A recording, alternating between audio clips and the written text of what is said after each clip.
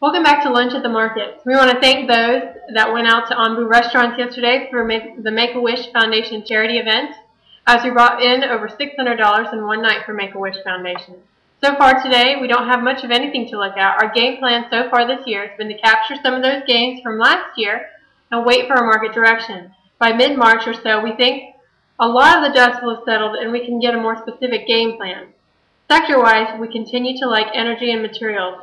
We've talked to many people over the last couple weeks at different conferences, and the bottom line seems to be that the world's energy infrastructure needs to be expanded, and construction firms like Shaw Group, SHAW, Flower, FLR, McDermott, MDR, and others will benefit. Also, companies like Schlumberger, SLB, Transocean, RIG, T3 Energy Services, TTES, and others also play into the theme of energy infrastructure. If you see weakness in the coming weeks, we think these names are the places to look.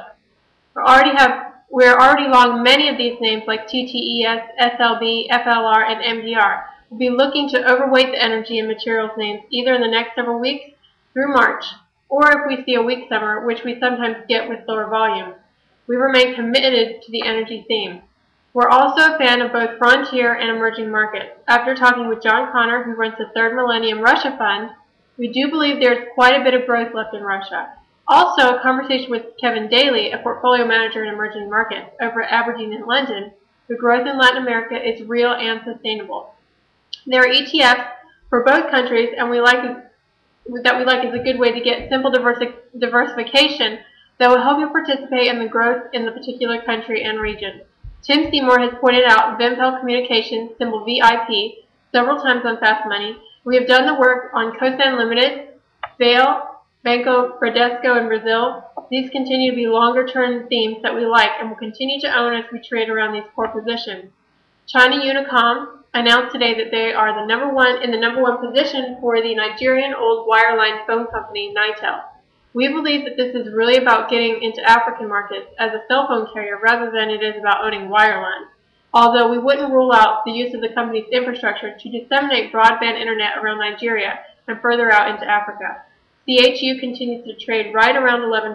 Not a bad price to initiate if you don't already own some CHU.